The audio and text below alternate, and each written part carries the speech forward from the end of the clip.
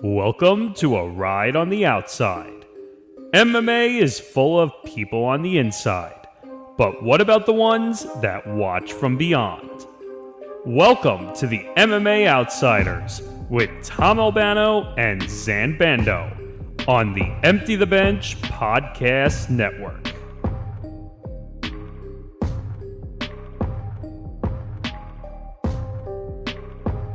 Hey everybody, welcome to episode number 2 of the MMA Outsiders. Zain Bando, Tom Albano with you as always. Zain, quite a packed week of fights we have had, and we got another big weekend coming up. Absolutely. Well, the MMA Outsiders is back in their life for episode 2. We have a stacked episode this week, to say the least, and I'm very much looking forward to it. We had a really packed weekend of MMA with a lot of cards. This weekend, it's absolutely no different, sprinkled in with a few boxing matches as well. I'm excited to cover it all, and as always, we will start with news and notes before going into those cards. A lot has taken place in terms of the UFC's calendar, among other things, so I'm really excited to get into it. Again, I'm Zain Bando, a staff writer for BJPen.com. He's Tom Albano, a contributor at Fanside, and you can find both of our works there. And we're excited for yet another episode as we are quickly approaching the autumn into the year, which would be very exciting. But Tom, I wanted to start off. There's been a lot of UFC news and notes this week. I wanted to start off more specifically, though. The UFC has its first pay-per-view on the books. It is going to be in Brazil in late January. I just wanted to get your quick thoughts on what you kind of think of what this potential card will bring. There's been rumors of a couple of fights that could take place on this card. I just want to get your thoughts. The UFC going international, almost like a throwback to the days of yesteryear. I might add about 10 years ago. I just kind of wanted to get your early thoughts on what UFC 283 could bring and how you think the UFC will kick off 2023. So what's funny about that, you talk about that it brings back memories of yesteryear. So the last time, and I think I tweeted about this, the last time the UFC was in Brazil, the country, you'd have to go back to UFC Brasilia, a very infamous card, because that was the first empty arena card. That was right after then President Trump had declared a national emergency in the U.S. for the COVID pandemic. Right. And they were the only sporting event still going, while every other sporting event earlier that week had shut down. And if you were to tell me that Charles Oliveira would be the UFC lightweight champion a year after that card had taken place, I would have called you absolutely nuts. Well, what's funny is that Brasilia empty arena card kind of helped Charles Oliveira. I mean, he was already standing out with his winning streak, but it kind of solidified him in a way. And he said, I'm ready for top dogs. And well, he kind of proved himself right. Also, this is the first time the UFC. Also, it's going to be the first time the UFC is in Rio since 2019, UFC 237, when we had that very infamous Jessica Andrade slam of Rose Namajunas for the UFC Women's Strawweight Championship. And we also had the very infamous knockout of Lyoto Machida before he left to go his separate ways in Bellator, if you remember that. Definitely. So it's kind of interesting because the UFC, well, we've had a lot of talks about the end of the year and the start of next year. So because trying to go through like all the different titles in my head, we actually had kind of considered on Twitter about maybe Jerry Glover 2, but obviously that's UFC 282. We'll get to that, the end of 2022 schedule in just a little bit. So that's kind of out. Heavyweight scene we'll talk about as well, because there's a big rumor about that as well. Middleweight title, that's Madison Square Garden. Welterweights, they're fighting this weekend. You know, if Usman retains and he's well enough, maybe he's a possibility to go down. Lightweights are fighting in October, so I don't think October. Could that be a realistic timetable for a return for whoever the champion is? Because you're talking October to January. That's a pretty, I would say, that's about 3.5 months off. Could you see a quick turnaround? For lightweight, depends how it finishes. If like Islam or Charles choke the other out by second round, quite possibly. If it's a 5-round slugfest, maybe not. Maybe not. I shouldn't say slugfest because they're more grappling experts, but if Yeah, it's a for 5-round, but it's still, if it's a 5-round war of attrition, I don't see 3 months kind of being realistic. Continuing to go down. Let's see, featherweight possibly Volkanovski. He fought a month from now, from our current time. So if he doesn't take another fight before then, and so far it looks like he's not going to. If Volkanovski doesn't mind traveling from Australia to Brazil, I think that's a possibility. It is, but the only concern I would have on that, Tom, is I feel like the UFC needs someone from that country to For an headline that, Australia card. or not just for an Oh, Australia. you're talking about Brazil, headline Brazil. Yeah. Yes, I'd say yes, Volk should be headlining to Australia, Brazil. So then right. I'm good. Okay, so then I'm going to throw one out. Maybe Nunes? Nunes makes a lot of sense. I know we had hinted at it a couple weeks ago that Dana really likes Nunes Shevchenko 3. So that could be a possibility. So maybe you throw Nunes Shevchenko 3 there, or if you're desperate enough to get Nunes on the card, find somebody, either a bantamweight who doesn't mind stepping up to featherweight for a payday, or get one of these Invicta girls, throw them in there for a featherweight title fight. Right, exactly. Well, really, even if we talk about featherweight, is it really a decision? Is it really a division rather that exists right now? That remains to be seen, considering that the rankings remained unchanged almost every week. But that's going to be interesting to see how the card comes together. I also wanted to just make a quick note. I don't know if you saw this, but UFC Fight Pass is launching in Brazil starting next year. So this is going to be the card that really kicks off that whole partnership. So it's really good for the people in Brazil that they have exclusive access to everything UFC, and it's going to be in one place. It's also going to be on linear TV for select cards. So that's good for the people over there. And, starting out with an international card is nothing new for the UFC. They've done it, in Brazil, as we've said, they've started out on Fight Island before. So this is nothing new. It'll just be interesting to see how they stack the card, or just because those January shows, they try to start out the year on the right foot. And as you know, in the past, they've attempted to do, an ABC card the week before, some sort of fight night the week before. That remains to be seen if UFC 283 will be the first card of the year, or if a UFC Fight Night show will be. It'll be interesting to see how things play out. Well, we'll see, because it seems like December they're going with the pattern that they've done in the recent years past of one TV ESPN card, one pay-per-view card, and one wall-to-wall on Plus card. And then after that wall-to-wall Plus is Christmas Eve and New Year's Eve. So obviously UFC's not going to have that. This January 7th, they're probably not going to do anything on that one because because of football and everything. Like it's gonna be big football weekend with the last NFL season, with the last week of the NFL season, college championship approaching. January 14th, I don't know. I don't know if they throw you an ABC card, because I think that marks the wild card round of the NFL playoffs. So if ESPN and ABC get their wild card game on Saturday, I don't know if they would do back-to-back NFL and UFC. Yeah. So thinking about it, maybe UFC 283 is going to be the first card of the year.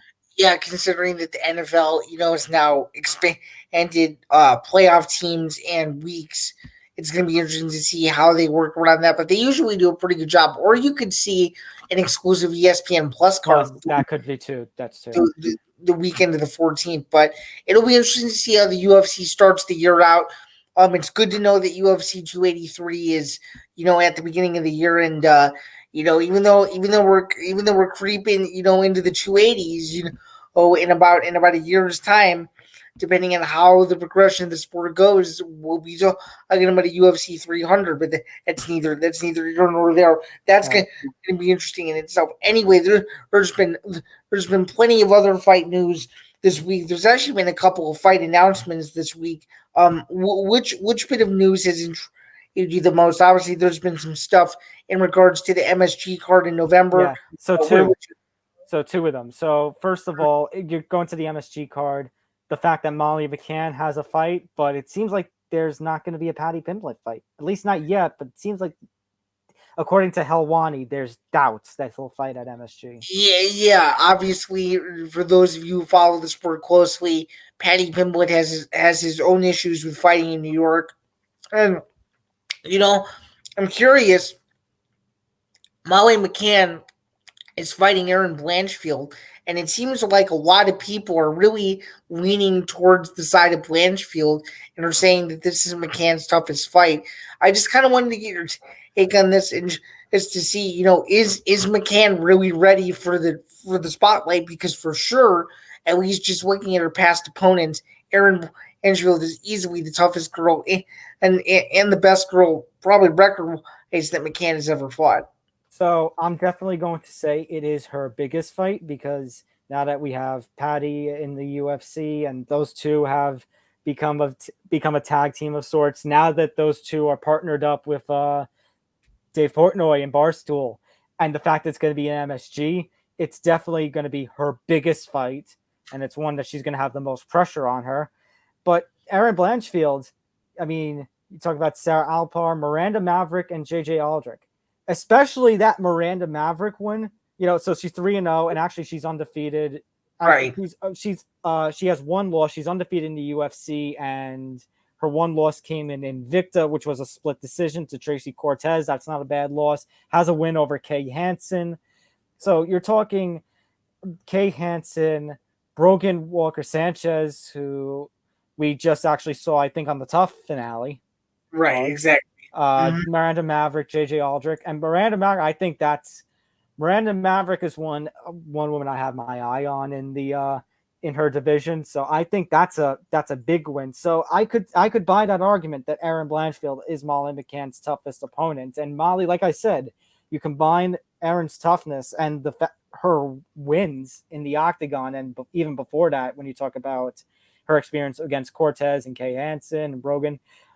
Right. You combine that from Erin with the MSG pressure, the Barstool pressure, and all these, fans that have additional eyes on her now because of her and Patty basically having the rockets strapped to them.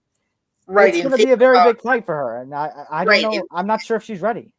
Right. And think about all of the people who are just tuning in to watch Molly McCann fight because she is associated with Barstool and don't actually understand, the true, magnitude of her being in this position so early in her career actually means. And you did mention the Miranda Maverick fight.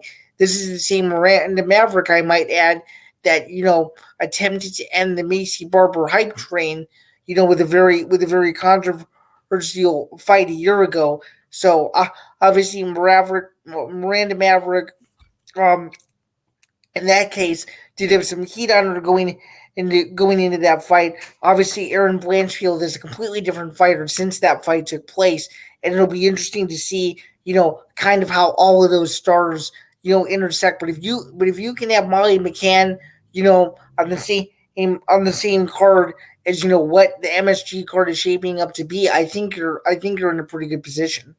Definitely. But how do you feel about Patty not fighting? Because like I actually said on our intro episode 0, I feel like Patty Pimblett should have been fighting. I understand his frustrations with tax and all that, but for him to fight at an MSG would be something. And where does Patty go from here? Does he go directly then to a Vegas card? I mean, if you look at their current location and locations and schedule,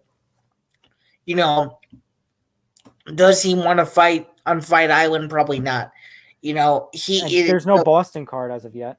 Right. There's no Boston card as of yet. There's no plans to, have a card, on the Midwest somewhere. He was just in Chicago, obviously. A Chicago card is currently out of the question, at least for this year. I think Vegas is where you have to consider putting him. And, I think he's ready for the T-Mobile Arena. I know it's a big jump from fighting at the O2, but I really do think that getting more eyeballs on him going to the United States, fighting in probably the biggest UFC US venue that they have ever, for the most part, thinking of all their arenas, it makes the most sense in the world to have them on that end of your card. So I could definitely see at least a UFC 282 because he even has said himself he wants to fight one more time before the year's end, and Dana has agreed with him on that. Like I mentioned in the intro episode, I just hope that, and this can go with McCann, the McCann Blanchfield argument. I hope they're careful with these two. I don't think they should, they should be careful with building them. They should build them up before they just launch the rocket to them. We've seen fighters get the rocket to them and then pay the price for it because they weren't ready. Prime example in my head, Zan, is Paige Van Zandt against Rose Namajunas. Yeah, that's a great example. Mine personally, I was going to say was Sage Northcutt. Sage Northcutt too, yeah. Yeah, just considering how much hype he had on the pilot episode, looking for a fight, and then it didn't play out as well as Dana had hoped it would, and he moved to one championship. So, it'll be interesting to see, how they kind of push them. But I really do think, having McCann and Pimblett on the same card is critical for both of their success, not just as UFC fighters, but brand ambassadors for Barstool. So it'll be interesting to see what the UFC decides to do if they try to keep them on the same card and move McCann off of 281. Like, I'm curious to see if this is just a tease for right now and to see, like, maybe they'll shift some things around. But at this point, as we said in the beginning, it looks like Patty Pimblett and Molly McCann will not be sharing the same card together if it ends up being that coveted UFC 281 Madison Square Garden card on November 12th, which I might add is the anniversary of UFC 1. So the anniversary of UFC 1, it's November 12th, right? Oh, yep. Mm-hmm. Anniversary of UFC 1 and the anniversary of UFC 205. That's exactly right. That's exactly right. It's going to be a great night. Absolutely. By the way, side note, you mentioned one championship before. You excited about next week? We got to actually talk about one championship. Yeah, I'm excited. I'm excited about that for sure. All right, one more note about the UFC end of the year schedule. So we mentioned Jerry Glover. We said, oh, Jerry Glover too. That's perfect for Brazil, and then we were wrong on social media because it got booked for December 10th, UFC 282. However, it's the main event for now. A report that followed up from this was all from Ariel Helwani. A report that followed right up that Jerry Glover one. And if you saw the MMA Outsiders account, you saw us retweet it from the MMA media account. The UFC is heavily pushing for the long-awaited Jon Jones heavyweight debut to actually be the main event of that December card. And by all accounts, if that were to happen, it would be Jon Jones versus Stipe Miocic for the interim heavyweight championship, with the winner pretty much guaranteed to unify the heavyweight title with Francis Ngannou. Yeah, it's for sure an outstanding fight. It's a fight that we've anticipated for over a year and a half. And I kind of just want to ask you this question. This is, I don't know, just even looking at this announcement here, it's so eerie considering that Jon Jones for years ruled the light heavyweight division and beat Glover in the process. And they could potentially be sharing the same card together. So now that leads me to ask you my very next question, which is, if Jon Jones were to beat Stipe Miocic and win the UFC interim heavyweight title, let's just hypothetically say they're able to get a deal done with Francis Ngannou. Those two end up fighting. It's probably the biggest fight in the UFC in the last several years, probably since Khabib and Conor. Let's hypothetically say that Jon Jones beats Francis Ngannou, becomes the heavyweight champion. Let's also assume that Glover Teixeira gets his belt back against Jiri Prochazka. Could Glover versus Jones 2 happen in the near future if all of those things that I just laid out play out exactly as I'm thinking this might go? Right, I was going to say, first of all, that's a lot you have to hope goes right. First of all, we don't even know if this Jones-Miocic fight is actually going to happen. This is what UFC brass is praying for, according to these reports from Helwani. I have a good feeling though, considering how much they've been trying to push a variation of this exact fight. I don't feel like there's any which way you end the year any better than Jones Miocic. Yeah. So I have a good feeling that they're going to try their absolute hardest to get this done. And as you know, and you probably know this better than anyone, Jones looks absolutely massive for the heavyweight division. Oh, he looks so shredded. It's scary to see. I'm kind of intrigued to see heavyweight Jones, and I really want to see heavyweight Jones, not just from the fact that it's taken us so long between all the fights with Jones in the UFC for him to even move up to heavyweight in the first place, but on top of that, this December when 282 is going to happen, Jones is going to be 14 months away from basically the GSP thing, where basically when GSP fought for the middleweight title, it had been 4 years since he had last fought.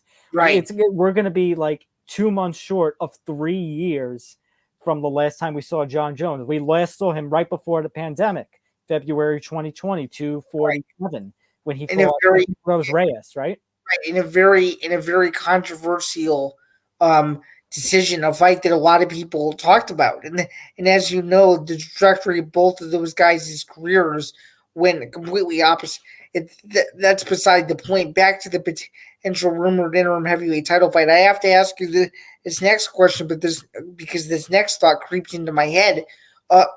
If Francis can't come to terms with the UFC, which is still entirely possible, could you see the UFC, after this fight, giving the winner, what would be the vacant UFC heavyweight title, or are you hopeful that Francis and the UFC brass can come to a deal? I'll turn it around on you, Zan. I'll turn it around on you. Do you think they try to rush the negotiations, and even as to so far maybe even end them with Francis early, for the sake of even maybe making Jones versus Miocic, should it happen in December, for the vacant heavyweight championship? I could easily see it. Obviously, we're a couple months away from that, but it would make for a very interesting development to let probably their most intimidating heavyweight champion ever walk before potentially the biggest fight of his career, with the Jones fight looming. It's going to be a very interesting storyline to follow, and I really do think, just looking at the end of the year, 279 through 282 is shaping up to be some unbelievable storyline over the next few months. And if those two fights can top the bill at the end of the year, I think it calls for a pretty successful year of pay-per-views for the UFC, which is going to obviously make the company grow even stronger, because now all of their big stars will have competed outside of Conor at some point in 2022. That would make for a real bookend card for the end of the year, and I'm sure if that gets done at T-Mobile Arena, that place is going to be absolutely buzzing for that card. For sure.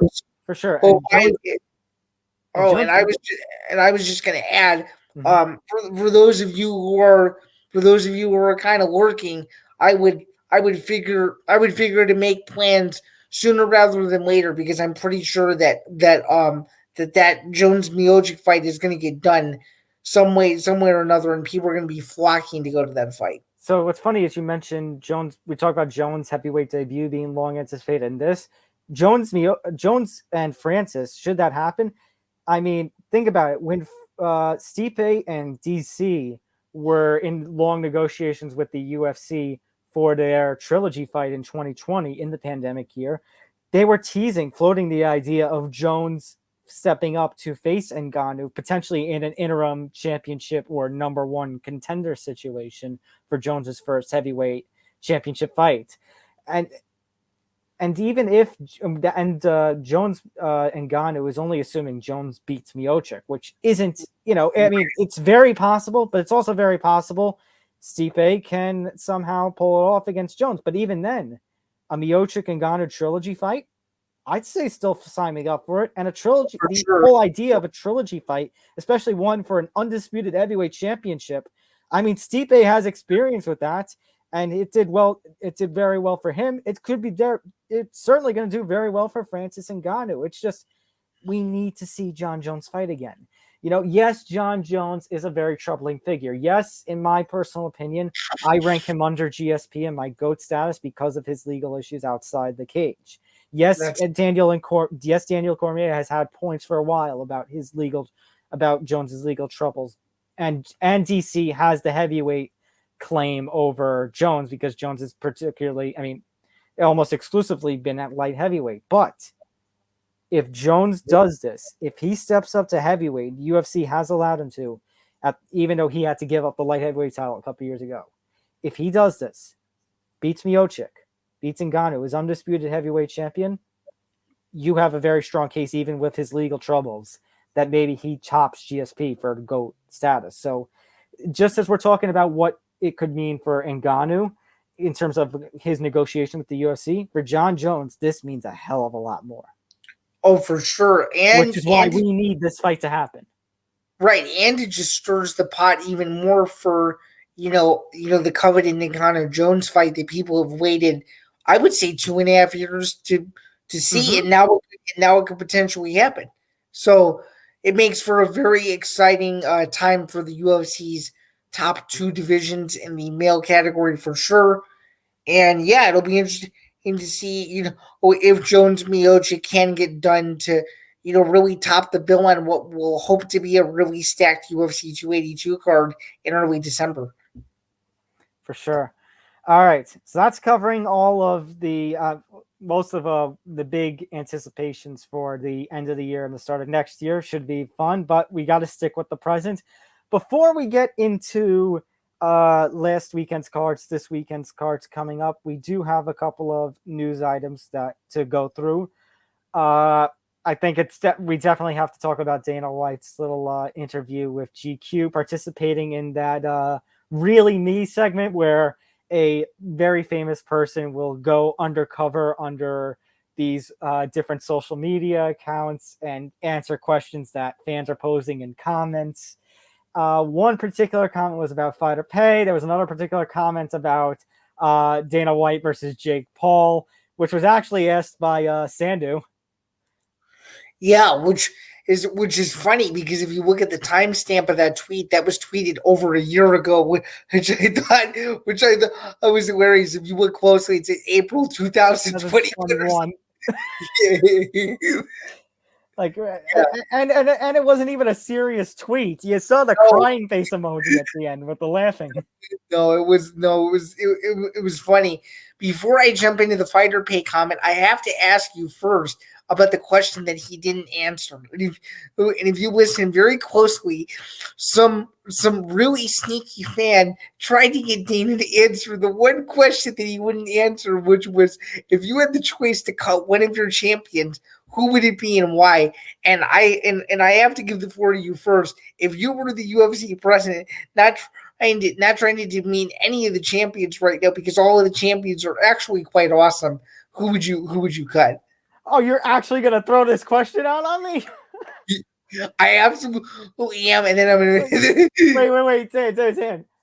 Can I do an alternative where I just cut instead of cutting Amanda Nunes, I just cut the featherweight championship because that division division anyway. That's fair. I can't disagree with that. I mean, that's the only thing I can really think of. I mean, I don't know. That's such a tough, and I agree with Dana. That's a dirty question. Why would you cut a champion? Yeah, I'm not cutting Valentina. I'm not cutting Amanda. I'm not cutting the flyweights because the flyweights are freaking awesome, and we needed to hashtag save the flyweights after all those years. Right. Let's see. Sterling, no. 145 Volk, no. 155. Well, 155 doesn't have a champion yet. 170 Usman. Are you crazy? 185 Adesanya. If you're telling me to cut Adesanya, I'll tell you to go fuck yourself. 205 Jiri. Fuck no, I love Jiri.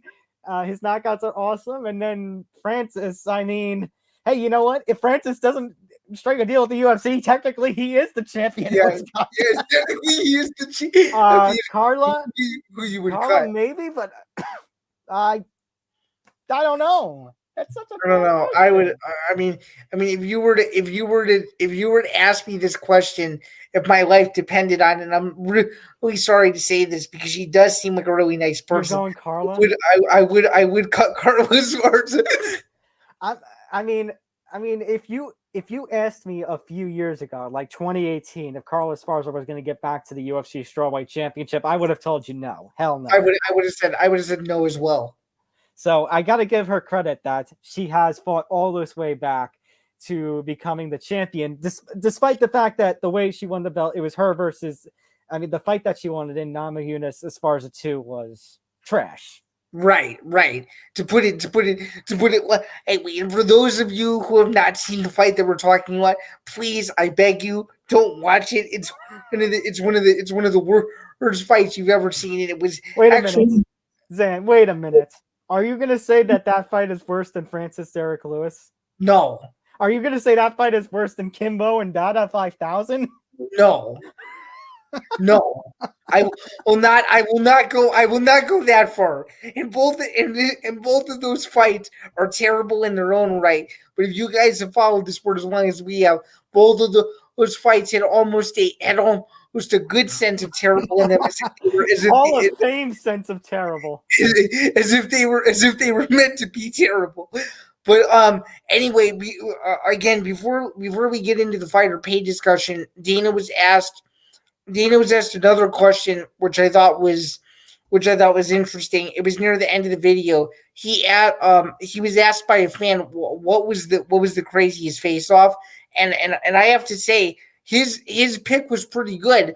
But I'd like to know, is there a face off at a weigh-in or a press conference besides Jones Cormier, which he was not at, mind you, that you remember pretty well? Jones Cormier. I think you also got to consider the weigh-in for the ceremonial weigh-in for Conor and Khabib, where Conor threw the kick. True. And I guess you could say the stare down at the press conference between Poirier and McGregor is another one that comes to mind as well, for sure. Yeah, I think those are your two. On his fighter pay comments, if you guys haven't seen this video, we would both highly recommend for any of you guys out there to check it out. But his comments on fighter pay were said in the most Dana White way possible, and I just wanted to get your thoughts on kind of what he said, the eat what you kill mentality. Well, is he totally far off with anything that he said? He said some very controversial things about fighter pay in the past. I just wanted to get your thoughts on it, and then I'm gonna go into something that I just wanted to quickly before coming on the air, that what he said was actually not what people thought he said. Okay, so Zan, before I answer, I'm gonna actually read the quote because I actually posted it to our Twitter page at MMA Outsiders ETB during the fights PFL and UFC on Saturday. The full quote, "It's never gonna happen while I'm here. Believe me, these guys get paid what they're supposed to get paid. They eat what they kill. They get a percentage of the pay-per-view buys, and the money is spread out amongst all the fighters." So here's my take. On one hand, I mean, if you're going to have the comparison with boxing like he has been bringing up, I mean, on one hand, he does make a point on that. If you go back to when Oscar De La Hoya infamously tried to get into MMA 4 years ago with Golden Boy, with Liddell Tito 3, if you saw those undercard fighters, like those very first fights, they were either amateur or they were making 1,000, 1,000, 2,000, 2,000, 3,000, 3,000. So basically, the fact that these undercard fighters for the UFC are getting something like 10,000, 10,000, 15,000, 15,000, like Dana actually makes a point there, and that it is saving from that element of boxing. But I mean, I'll turn around on you. Sometimes you think this little pay to show, pay to win is kind of silly in a way. Like it gets silly when we see guys weigh in and then their opponent doesn't show up or doesn't make weights or can't fight or whatever. And we have to worry about what are they going to get. And in fact, this clip got back to me somehow in the MMA Twitter sphere about a week ago. Do you remember, speaking of ABC cards, when Chad Skelly was in the middle of the octagon? He had just made his entrance and his fight got canceled. I do. And he didn't get his win money. He only got his show money. And I thought, that is so cruel to cancel the fight on him. And in the middle when he's in the octagon, like he's just making his entrance and Insane. he's ready to go. Insane. It's one of the most bizarre moments in MMA history, right up there with I think it was several years ago. The UFC lost power for a couple minutes. That's another one that comes to mind. But yeah, the Chad Skelly incident was very, very bizarre. And I think that kind of highlighted the pay structure too. That maybe it's a matter of the show and win is kind of antiquated in a little bit of way. I understand trying to entice fighters, but you could argue, look at the main event fighters. The guys that are competing in a main event or competing in a title fight, they don't really get win bonuses. I know athletic commissions don't ever really post the money anymore, but when you look at the right, no, unless you're the state of California that openly post them right after the fact, as was the case this past weekend. Right, but basically, those fighters don't exactly the main event fighters and the title fight fighters. They don't get really a bonus. They just get a lump sum, and that's it. Right, so right. You could argue why not do it for the other guys. The one thing, and part of it is also why part of this fighter pay controversy is also why you've been seeing, over in Washington. Now, I don't follow the legal side all too much, but this push for, this little class action lawsuit against UFC, the efforts to get the Muhammad Ali Act that's in boxing into the UFC. Like I understand trying to bring elements of boxing that are good into mixed martial arts. The only thing I will say is I think you need a plan. You can't just go in, and I think I've even told Amy this, and she had it, Amy Kaplan, and she had to agree with me on that. And that basically, you can't just rush in on this. You got to go in with some sort of plan, because boxing today, yes, it has elements for fighter safety and fighter pay and such that we would love in mixed martial arts. But I mean, look at some of its pitfalls. Look at some, the problems that we have in mixed martial arts when it comes to judging and commissions. Boxing has problems there too. Exactly. And look at boxing where there's, WBC as a heavyweight champion. The IBF has a champion in the division. The WBO, the WBA had 3 champions in a division. And then there's the gold titles and the silver titles and the Pokemon Emerald titles and all of that. Right, which is why we need. I understand the argument for fighter pay, more fighter pay, and I'm all for it. But to bring something like an Ali Act into, we need a plan. I agree. And speaking of all the different councils and divisions that you mentioned for boxing, that's why it makes boxing so hard to consistently keep up with, because sometimes you don't even remember which belts are at stake. I'm not trying to say that that's better from a fighter pay perspective. I'm just saying that there are some things in both sports that can be cleaned up, and for sure, fighter pay is one of those things.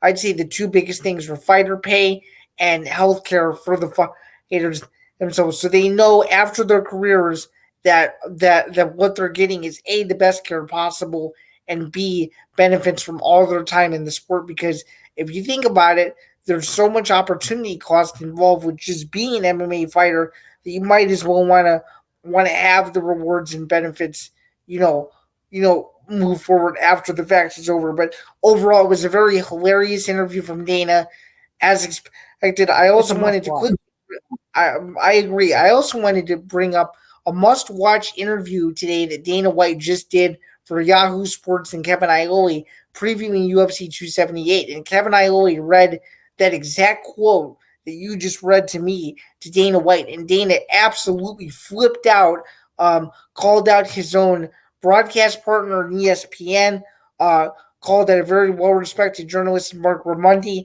basically saying that what ESPN had spun in regards to his quote was false, and pretty much clarified that he doesn't want the UFC to become what boxing has become, but he did it in the most Dana White way possible. I know you most likely haven't seen the clip yet, but I'm just curious as to your thoughts of what I relayed to you, and are you surprised by any of this? No, this is Dana White being Dana White. Of course he's going to of course he's going to make a comment and then have to clarify it later. I'm the one thing I am surprised is him throwing ESPN under a bus. Yeah. That I'm surprised with, that he threw his own broadcast partner under. Do you think anything could potentially happen based on him throwing his broadcast partner under the bus? I don't. No, I think this is gonna be. I think this is gonna be. One of those things. By next month, it's gonna be forgotten about. For sure. I don't think so either. But I just had to ask because I know people have various opinions on the UFC and ESPN's relationship. So I just had to ask. But yeah, it's a very hilarious video. If you guys have not seen it yet, you should. And while you're at it, you should also go back and watch Dana White's other GQ video where he tries to guess UFC fighter tattoos. It is hysterical. Oh, that one's great. That one, I love that. I love that clip. I love that. It's absolutely hysterical. All right, little bit of boxing news. Tyson Fury. So the reason I have a question mark is because last week we recorded our episode. It had been 4 days after Conor had posted, he was going to Roadhouse, that remake, and he said basically, "You'll never see me again in the octagon." And then right after we were done recording, when I was in the middle of editing, he drops that tweet. Yep. Which is why, if you actually watched our episode last week, right in the middle of it, after me saying it's been 4, 5, 6 times, there's that tweet of Conor's basically calling it the greatest comeback of all time, and I played the Curb Your Enthusiasm theme over it. So that brings me to Tyson Fury, because this is not the first time we've seen Tyson Fury decide to call it a career. Now, absolutely not. Now, to the credit, he did. One championship was vacated, the Ring Magazine heavyweight title. He has given it up, and that actually is going to be on the line this Saturday with Usyk Joshua 2. But he's still the lineal heavyweight champion. The WBC hasn't done any stripping of him. He's still the WBC heavyweight champion. If we want an undisputed heavyweight champion, either the WBC has to remove the title from Fury, or they have to, or Usyk Joshua 2 winner is going to have to fight Fury. So Fury says he's stepping away from the ring, but all records, in terms of looking at championships and active retires, that indicate that he is still active. I don't know about you, Zan, but I don't buy it. I think we'll see Fury in the ring again. And even then, what do we constantly say about combat sports in the word retirement? They don't coexist. No, not at all. Yeah, I have to agree with you here. I think this whole thing of Tyson Fury retiring, with air quotes, so to speak, I think this is all a marketing play. I think he's trying to get the most money possible out of a potential Usyk Joshua winner fighting him at some point in next year. And I think he has a side, and I don't know what side that is, but I think he's looking to see who will give him the most money. And, obviously Fury Joshua is a fight I've wanted to see for a very long time. And, obviously Usyk is a very tough test. Usyk is undefeated, I might add. But I really do think Fury is sitting this one out. He's seeing what happens. He's seeing what Frank Warren can get for a potential mega return fight. And, it's just like, why would Fury not want it? Will fight Joshua to really determine who the best heavyweight in the world is. And I just think it makes the most sense. And I really do think he's just doing this to see how many people notice, similar to when Conor McGregor teased everyone that he was retiring. And then, of course, posted that video calling it the greatest comeback in all of sports, which that's either here nor there. That's Conor being Conor. But, but yeah, I really don't think we'll have to worry about Tyson Fury retiring for too much longer, because I will make a prediction right now that a week ago tonight, we will be talking about a video that was just made of Tyson Fury's return. So, Zan, don't wish that on us. It's going to happen now that you have. You're lucky your episodes drop on Wednesday mornings. It probably will. But yeah. No, and I agree. No, I don't want to see him retire. Listen, it seems like it's never going to happen. It's never going to happen, but we need an undisputed heavyweight champion. We do. Why can't the stupid commissions and Fury and Joshua and Usyk just come on, give us an undisputed heavyweight champion? Why does it have to be this hard? I think it's all about promoters, and it's all about who has the most money, and it's all about kids. Yeah, talking about bringing Muhammad Ali Act and such into MMA and changing up the structure. This is one of the things that with Dana. right. Credit to Dana.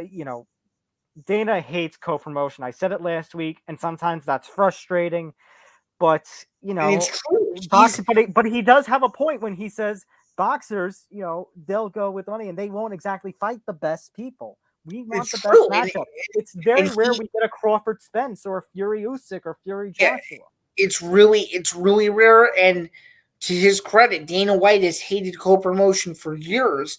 So much so that when he bought Pride and Strikeforce, he kept them as two separate entities. So outside of the rare Mayweather-McGregor, he has kept his word saying that, co-promotion just won't happen. And sure enough, it really still hasn't happened within the UFC. We've seen one-offs, obviously, like CM Punk, for example, but nothing where there's been a joint UFC MMA pay-per-view event with another promotion bringing their champion over. And it's just going to be interesting to see what boxing does moving forward, because this is a topic that's not covered enough. And for those of you who know the sport well, like you and I do, this is all going to be a numbers game, and we're going to see who outbids who. And Saturday night from Saudi Arabia is going to determine a lot as to what transpires after August 20th. For sure. August 20th going to be hell of a day when it comes to combat sports. We'll get to that very, very, very shortly.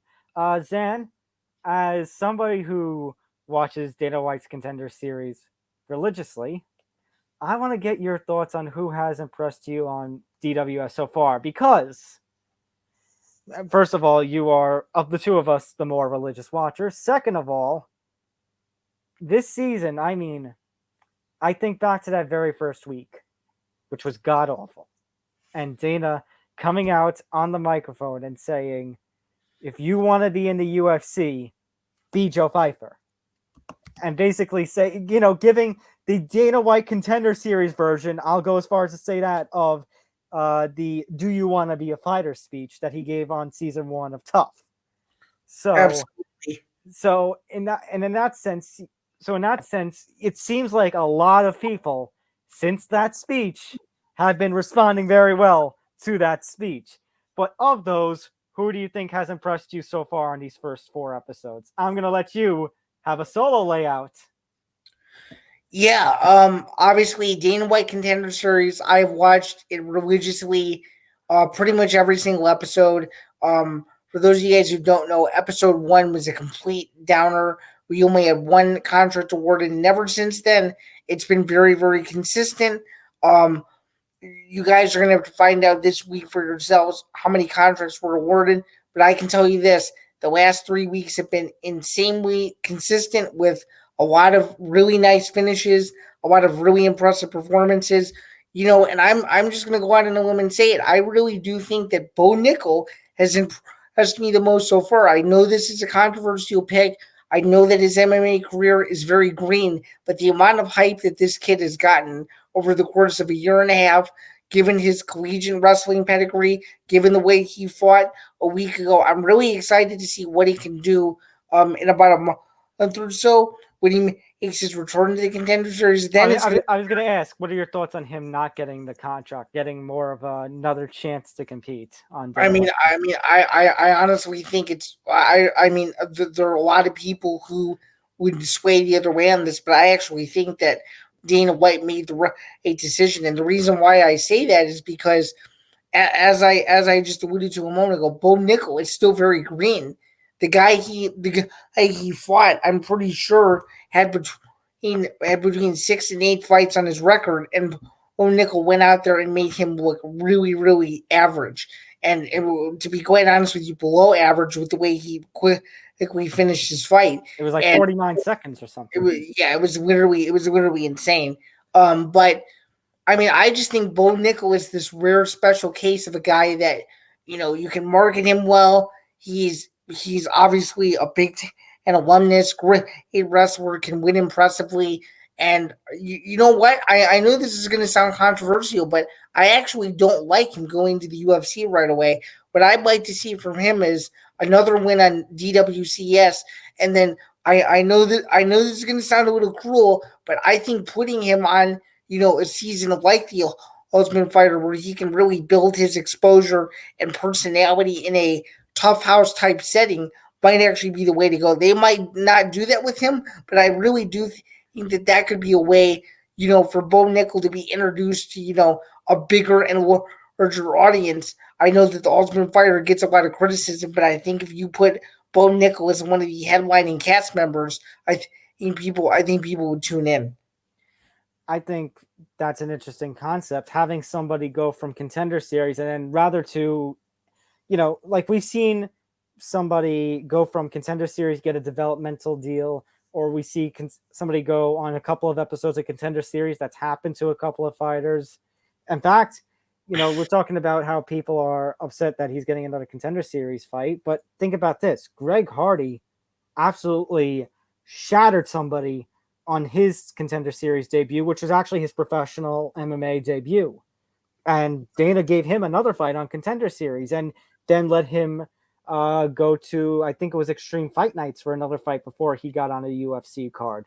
So I like what you're saying, like somebody with limited MMA experience like Bo, for somebody like him, could use multiple Contender Series fights or being allowed to, explore other MMA ventures on a, an MMA promotion that's streamed on Fight Pass. So UFC still gets the promotion for it. Right. And I forgot to mention as well, I think another cool thing that they could do with Nickel is, as even though it only airs like twice a year, putting him on Looking for a Fight would be massive. I mean that show generates millions of views whenever it miraculously comes out out of nowhere. It gets millions of views in a couple weeks, and now I'm so smart that I remember when those cards actually took place because they plaster what card is going to be the card that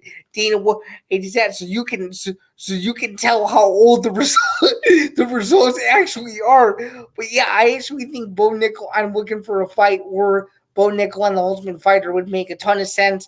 And as you said, a Fight Pass show would be great, just considering how large that streaming service is, consistently growing with, fights in CFFC, LFA, several promotions in Canada like TKO, for example. There's a lot of options. Yeah, so not the end of the world that he didn't get a UFC contract, and he's getting another opportunity fight. So we'll see what happens there.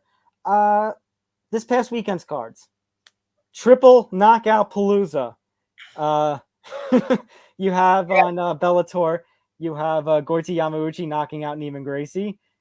PFLA, Delano Taylor, on days' notice, goes from not being in the PFL postseason to main eventing, knocking out Rory McDonald, sending him off into retirement, and is now going to be in the welterweight championship match of the PFL this coming November.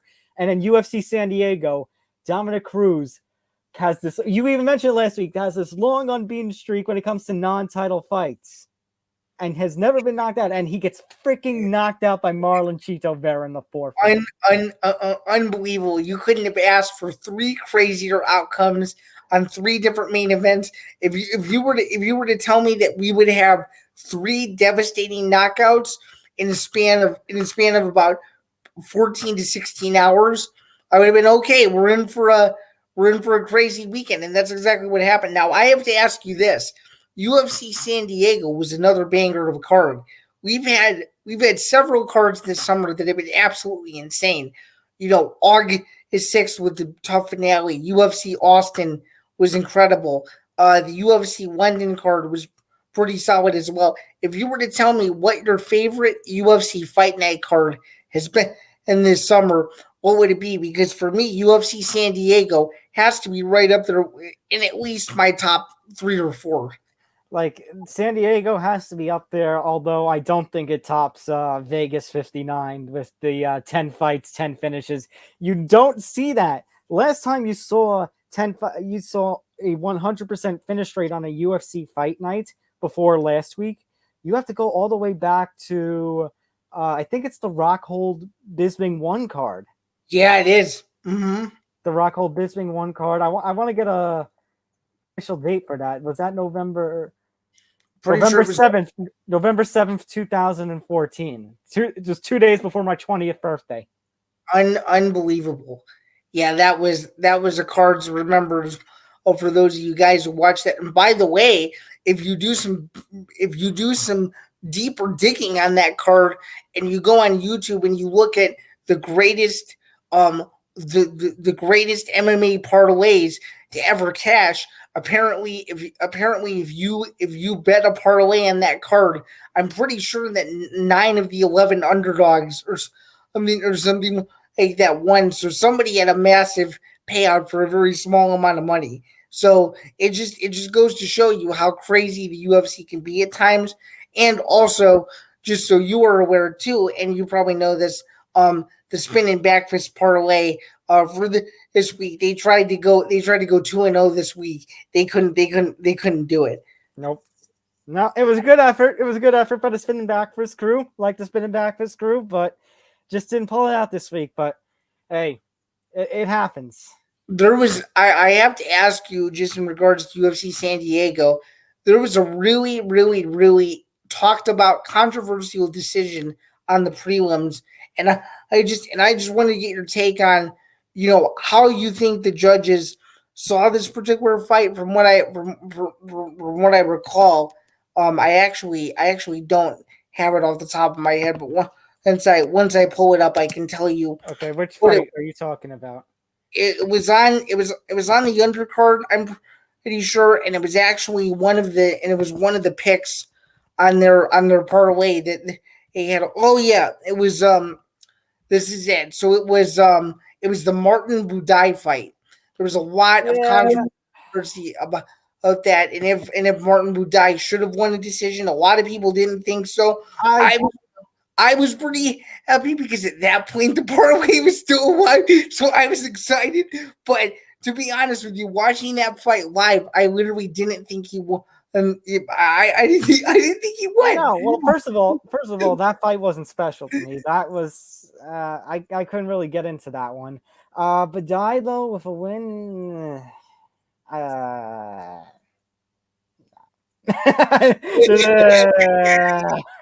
I know. If you look at the side-by-side stats, he got absolutely dominated in every single statistical category. Rory McDonald versus Gleason Tebow, anyone? Yeah, that's a great point. That's taking me back about a decade. But I remember. Well, actually, no, I'm just kidding. The last year's PFL fight that was so. That's true. I may have been thinking of another controversial Rory McDonald decision, but speaking of that decision in itself, to this day, that still has to be the worst decision in the history of the PFL by far. One of the worst in combat sports I've ever seen. Oh, for sure, it's right up there with Diego Sanchez and Ross Pearson. Yeah, absolutely. So. Speaking of Rory McDonald, just a thought on him retiring, thought on the end of his career. Yeah, I mean, he was an outstanding talent. He came into the UFC when he was 20 years old and did things that nobody thought he could do. And he competed in one of the best fights I've ever seen, which was against Robbie Lawler at UFC 189. But what's so disappointing about the aftermath of that fight was we never really got to see Rory McDonald rise back to his full potential again, and it just felt like every single fight preceding that fight, we were just waiting for the old Rory McDonald to come out. It seemed to really never happen, and it's unfortunate that he had to go out like that, but I really do think for the amount of body work that he's done, the guys that he fought, the epic championship fight that he was a part of. There's not a lot to be ashamed of. He may have just taken a ton of damage and he may have fought a little bit too long, but overall, he's one of the best ambassadors for Canadian welterweight MMA and a guy that a lot of people will miss dearly watching him fight because he gave his all every single time he fought. Win or lose, always went out on the shield, always humble, and was just simply a guy to watch fight and a guy you really hated to see lose for sure. Yeah, you mentioned his humility. When I got to talk to him during 2020, because the PFL was releasing all this, I think it was called the Red King or something. It was a little docu series about him because they were trying to make up. They were trying to have content because of their season got canceled. I remember writing a breaking news piece about that. That was a big deal at the time. Yeah, I remember that. Yeah, and he was just a very sweet, very humble. Talked about his beginnings getting to this sport as a teenager. That's nuts in itself. The fact that he was a teenager when he was competing, and then making it, as you mentioned, to UFC at the age of 20, going on his win streaks. Him versus Robbie Lawler too. Like the first one ended in a controversial split decision. Then that second fight, title on the line, one of the greatest fights in MMA history. Kind of, you could say, tried to overshadow Conor McGregor, Chad Mendes fighting that same night. Sure.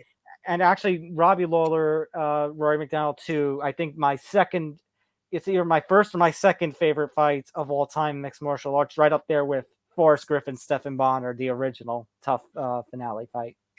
Interesting. If you want to talk about the greatest fights ever, my personal favorite greatest fight ever is Jones Gustafsson 1, followed by Henderson Shogun, because I'll never forget where I was when I saw that fight. But Rory McDonald, Robbie Lawler has to be up there in my top 5. And it's just with the fights that we briefly mentioned. If you guys are still new to the sport, would highly recommend watching any of those fights that you just mentioned. If you want to get hooked on ESPN Plus or UFC Fight Pass, get those history fights. Absolutely, there's an archive for hours and days on end that you can watch of just several unbelievable fights. Yeah, but Rory definitely, is going to be, he'll forever be a champion. He ended up, he fell short in the UFC and PFL, but did get the Bellator welterweight title. Unfortunately, it seemed like after he won the welterweight title in Bellator, things kind of took a bit of a downturn, which is kind of disappointing because I wish that Rory would have, really ruled that division for at least a little while. But ultimately, we never got to really see it. We got to see somewhat of it through the Grand Prix, but not exactly. He even had mentioned it himself after the draw with John Fitch that the killer instinct in him seemed to be disappearing. He seemed to maybe get a little rebound after beating Neiman Gracie at Madison Square Garden, but then kind of lost it again after losing the championship back to Douglas Lima.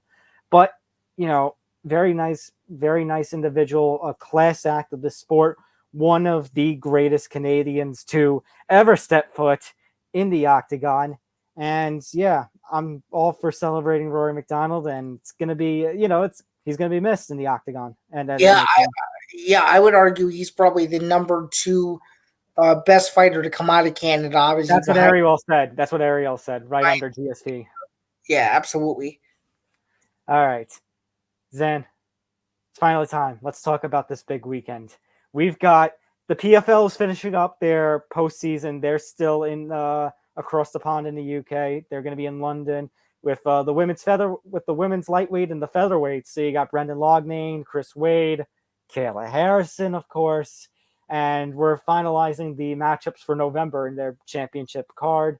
We've got Lipinets Figueroa, which was supposed to be the Adrian Broner fight, but that ended up getting scrapped because Adrian Broner had mental health issues.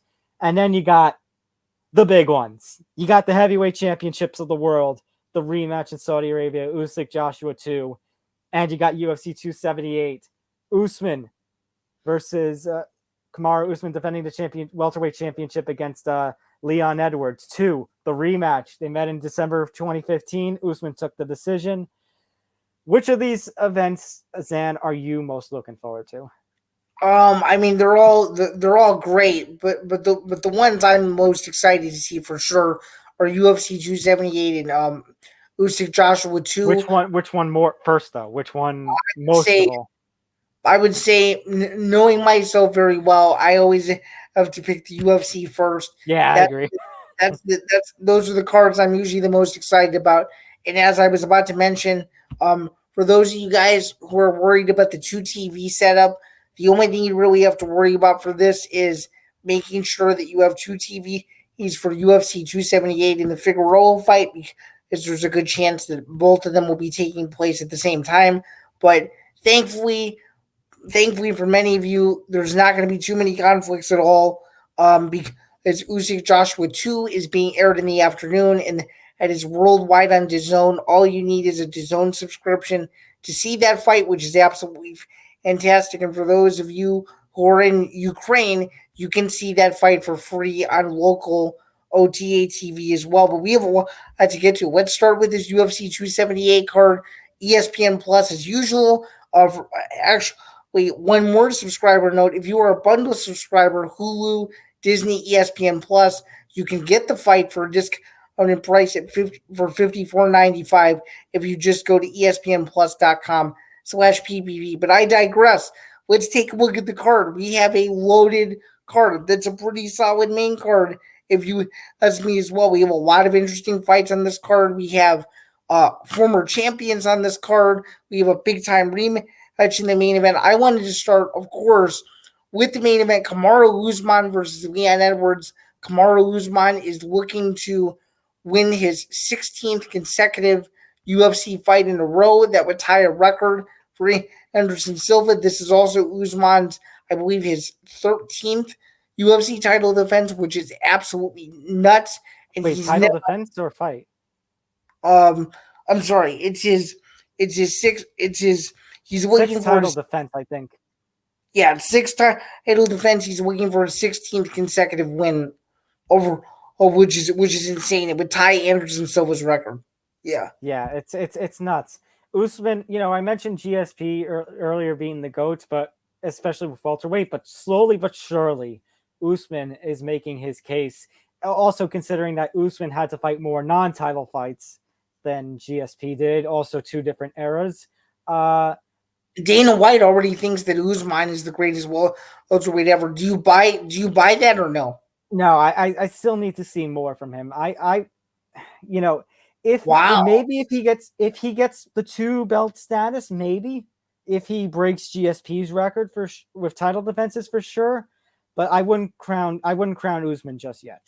Okay, interesting, because Dana's argument is that he's already beating the same guys he fought twice, and he had arguably Dana White's favorite welterweight title fight ever with him and Colby Covington in their first fight. Well, both Usman Covington fights were pretty good. But focusing on this one with Leon Edwards. So the first one in December 2015, Usman won by decision. That was Usman's first fight after winning the season 21 of The Ultimate Fighter. Usman, as we said, undefeated in the UFC, hasn't lost a professional MMA fight since his second fight in 2013. But Leon Edwards, he hasn't lost a fight since losing to Usman. If we look at the tail of the tape, Leon Edwards has a 2-inch height advantage, but Kamaru Usman has a 2-inch reach advantage. Actually, I did a preview and prediction piece for Fansided earlier, so I'm just going to go with my thoughts right here. If you look at fight metrics, if you look at the eye test and everything, so that very first fight, Zen, between Usman and Leon Edwards, Usman just seemed to land more striking in terms of both quality and quantity. And Usman he tried to get every takedown attempt on Leon Edwards. Obviously, he couldn't, but he got about half of them, which is pretty good, especially when you consider that Leon Edwards really couldn't do much in the ground in that first fight. Right, and considering the fight was only 15 minutes, and I also have to say, it looked like, just from rewatching the fight again, that it looked like Leon Edwards was a step behind every single one of Usman's counter movements, and Edwards just could never seem to it off first. He could never seem to find that one shot that changed the trajectory of the fight. He was in first gauge the whole time. Absolutely. And since then, credit that Leon Edwards has significantly improved in all areas, in his striking, especially in his grappling. But for everything that Leon Edwards has improved in, I think Kamaru Usman has also improved in. And he looks stronger. Usman looks stronger. I mean, he already looked strong before. He looks stronger. His striking has more power to it. His wrestling is still dominant. His grappling is still there. He pressures people well. He breaks people. Leon Edwards has improved, but Kamaru Usman has also improved. And I still don't think Leon Edwards has those capabilities that Kamaru Usman has. I agree, and just looking at this fight holistically, I really do think the only way Leon Edwards wins this fight is by decision, and is purely trying to just out-grapple Usman, because I really don't see him having an advantage on the feet or really anywhere else, and he's going to have to hope that he can tire Usman out and make the fight interesting, because knowing Usman the way we do, and just by watching all of his fights religiously, we know that Usman tries to look for spectacular finishes, and has done so in the past and is nasty doing it. And I really do think that Usman's going to look for an early knockout, and I really do think that he'll try to get Edwards out of there within 2, maybe 3 at a max. I really don't see this fight going the distance, and I see Usman walking out of Salt Lake City retaining his welterweight title. I think Edwards is going to try, but I really do think that Edwards' only shot to win this fight is if he can somehow win a decision against the Nigerian Nightmare. And I really do think, and we can only briefly touch on this because I really think this is highly unlikely. I could easily see if Edwards wins, they do an immediate rematch right away somewhere down the line in 2023, just because the UFC knows how much value that Usman brings, not only to the pound for pound rankings, but to the welterweight division as well. So, the only thing I will say is, well, actually, I'll say 2 things. First of all, you say that his best strategy is to tire him out with grappling, but even then, I even think that's a stretch, because Usman is just a great grappler. He's a fantastic wrestler. So I think, and again, a great pressure artist. So I think that's going to give Leon a little bit of trouble. But to Leon's credit, he is tough. He actually has never been finished in a fight technically. The one time in his losses that the fight ended early was because he got disqualified. I think that was very early in his career too. So Usman finishing Leon Edwards, that's even a bit of a even more of a feather in the cap for Usman. But Leon Edwards, I think, is tough. I know it's 5 rounds compared to 3. I think Usman gets it done as well, but I think it's going to be more of a unanimous decision, a 50-45 or a 49-46. I'm not saying he can't finish Leon Edwards. I just think maybe Leon Edwards is going to be very tough. Tough to the point where, like you said, he's going to try and do everything in his power, but it's going to be like the Woodley fight where it's going to be a one-sided whooping. I agree. Nonetheless, though, it's always nice to see the welterweight champ back in action. He's one of the most exciting champions that the promotion currently has, and that is for sure. Looking at this co-main event, we got Paulo Costa versus the former UFC middleweight champion Luke Rockhold, who's coming in after a 3-year layoff. This is going to be a very interesting fight. I'd like to touch on this. I think that Costa, just watching the embedded, looks like he's in the best shape of his career. What do you think? So I'm actually not too big a fan of this fight. I actually would have rather they switch Jose Aldo versus Rob DiValashvili to the co-main event and have this be third to last. Paulo Costa, because just think about it. Luke Rockhold has rarely fought over the last 6 years since losing the middleweight championship. Paulo Costa, it just hasn't been the same since the infamous supposed wine box fight with Israel Adesanya. But Paulo Costa, he looks in, as you mentioned in the embed series, looks in fantastic shape. And just comparing the two on paper, Costa's stronger. He has more in him. He has much, more active. Luke Rockhold, as I mentioned, has barely not fought too many times in the last 6 years. When was the last time we saw him? Was it getting knocked out by Jan? Yeah, it was. It was in July of 2019. That's why I said it was a 3-year layoff. Yeah. So I need to see a lot more from Luke Rockhold from taking this as a serious comeback. Because to me, maybe this is just a payday before his next modeling gig. So and Paulo Costa, sorry, Zain. Oh, sorry.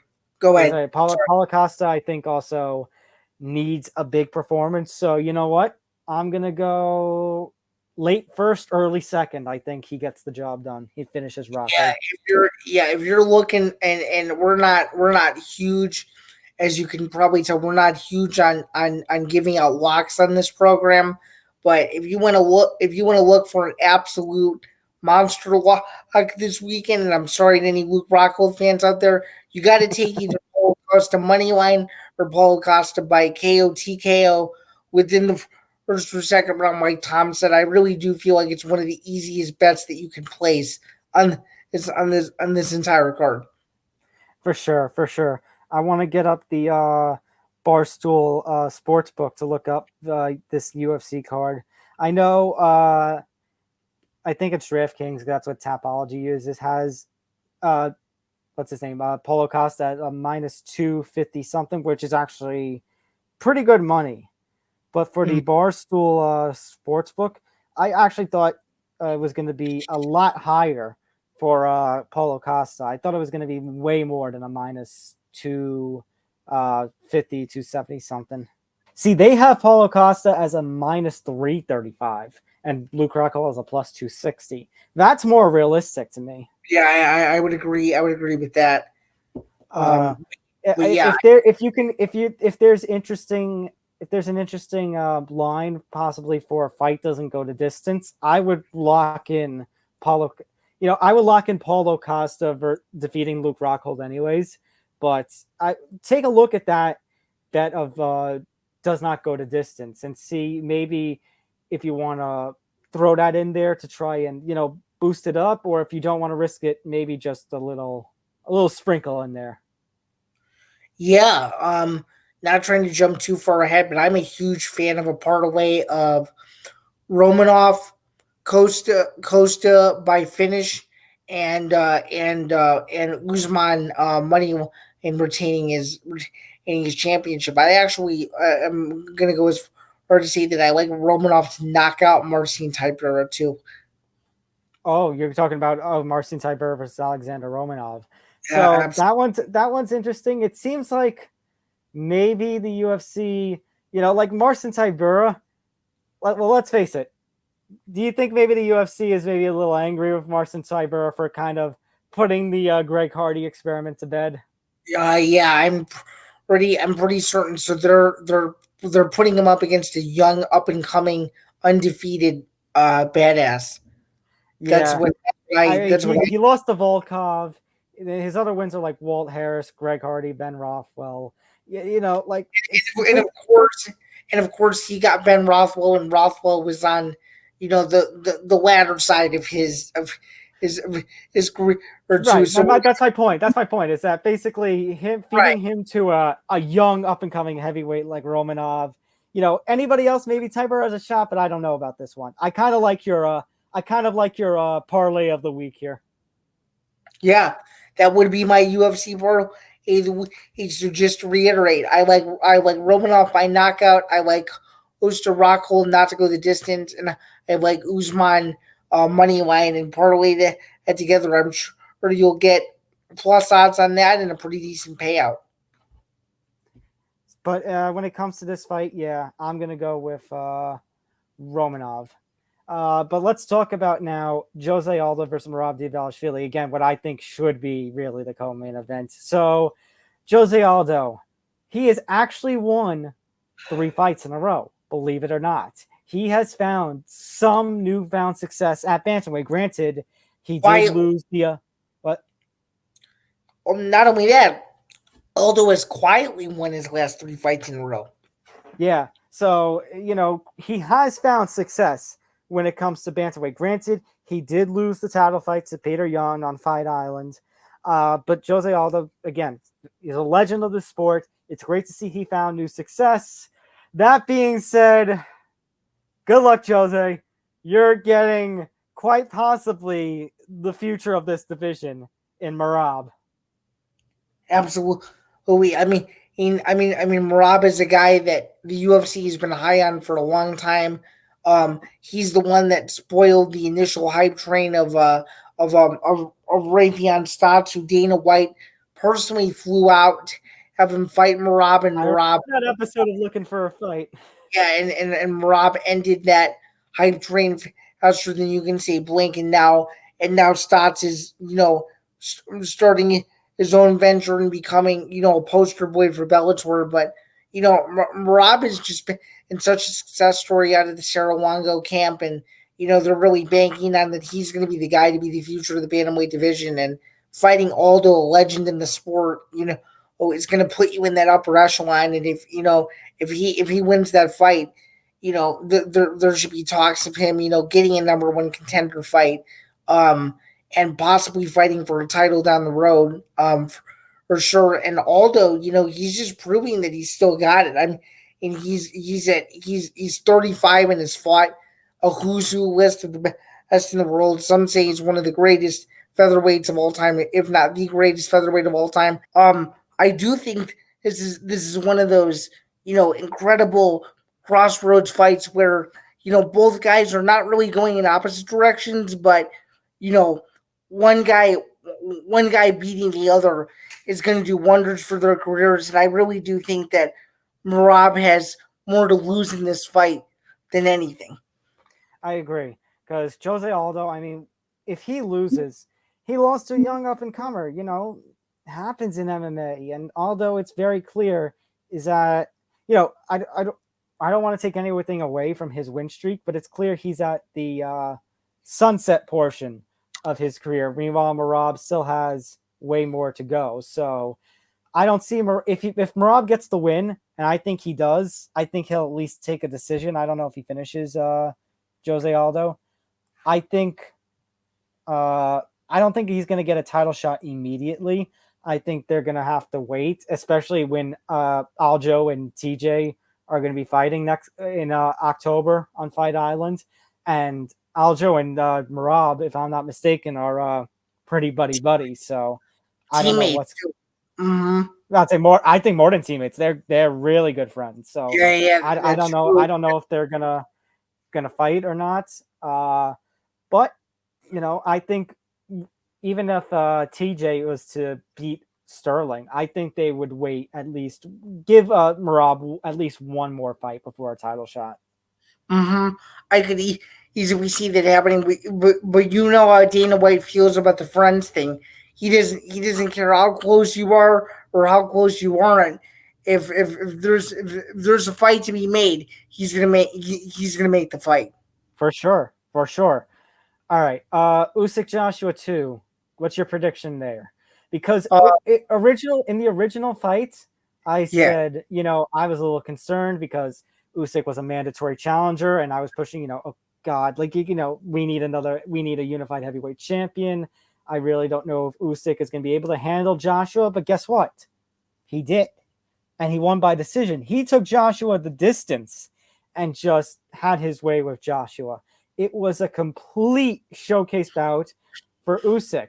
Now Joshua, I'm certain, is going to have the fire in him like it was a few years ago in Saudi Arabia when he took the heavyweight titles back from Andy Ruiz Jr. But this is not Andy Ruiz Jr. who came into the rematch way overweight. This is Alexander Usyk, who looks like a beast at heavyweight like he did at cruiserweight. So what are you thinking here? I'm very much looking forward to this rematch. I'd like to see Joshua win. I think there's more pressure on him than Usyk for sure, but I really do think this is going to be a microcosm of fight number one. I think Usyk controls him. I think he gets in the clinch. I think he makes it ugly. I think he frustrates Joshua. I could even finishing Joshua between the 9th and 11th round. If you want to go with the safe boxing bet here, I would bet Usyk Joshua to go the distance. I think it's a really, really good bet. If you want to do something crazier like a finish bet, you could look at Usyk, maybe in rounds 5 through 10, and if you want to look for Joshua, I'd say the earlier Joshua gets Usyk out of there, the better off you are value-wise. But I do think it's going to be a great fight. But I do see Usyk winning the rematch and putting that rivalry on ice once and for all. Yeah, I agree. I think Usyk is going to have his way with Joshua. Maybe it's not going to be as easy for him. I think Joshua's going to come out with a fire. But I think Usyk is still going to end up walking out still with his belt. And maybe I'm also saying that a little out of spite because I want to see one unified heavyweight champion again, like the 90s. But I think if I'm going to place a bet on this fight, I think this fight goes the distance. I think Usyk and Joshua are going to give each other hell. I think they're going to give each other their best punch. But I think these are two guys who can also take each other's best punch. So I agree. I don't think this one is going to end. I think for Usyk's sake, it would be beneficial to get Joshua out of there early, but I don't know if it's possible. I would go Usyk by decision. Usyk by decision is a solid play, and I think if you're looking for a finishing play, you got to take this to Joshua if you want to see some sort of a knockout. All right. Very quickly, PFL this weekend. Again, their last two divisions before we finalize that November card with all the championships and the $1 million prizes on the line. You have for the featherweight division, Chris Wade, Brendan Loughnane, and Ryoji Kudo and Bubba Jenkins. I would have to go with Bubba Jenkins. I think Bubba Jenkins, ever since his arrival last season, has proven to be pretty legit at featherweight in the PFL. That Wade Loughnane fight is so tough. I want to go Loughnane, but Wade has been showing stuff, and he was the runner-up last season. I might be tempted to go Wade that fight over Loughnane. That might be an upset pick, but and ever since Chris Wade has transitioned over from the UFC, he's just been a completely different fighter. And Loughnane still has that. It still has something to prove, and has that chip on his shoulder ever since Dana White didn't sign him a couple years ago. That's probably, and I know there's been several PFL fights to this point, and I'm not trying to show recency bias. In my opinion, and I don't know if you'd agree with this, Wade versus Loughnane has to be the best, at least male fight of the PFL playoffs. The anticipation for this fight is through the roof with what's on the line. I'm tempted to take Wade as well, but I'm going to take the other side here. I like Loughnane. I think he's really destined for the $1 million, and I think it'll be a fantastic fight. I could see Loughnane winning by TKO or winning by a decision. I do think that Wade is an outstanding fighter, but I do think the gas tank will play a factor, and I think Loughnane does just enough to get the win. All right, and then women's lightweight, you have Kayla Harrison versus Martina Jindrova, and you got Larissa Pacheco versus Oliana Kolesnik. We're gonna get another Harrison Pacheco fight, aren't we, Zan? Yeah, we are. There's not really a ton to talk about out here. I mean, Kayla Harrison, let's face it, is the face of the PFL. If she loses, I don't know if it's catastrophic for the PFL, but I'd say yes. Zan, I would say yes. I would say because think about it. They are trying to make her. When you heard her talk that basically she was going to do super fights, she was going to take on these PFL pay-per-views that they want to do.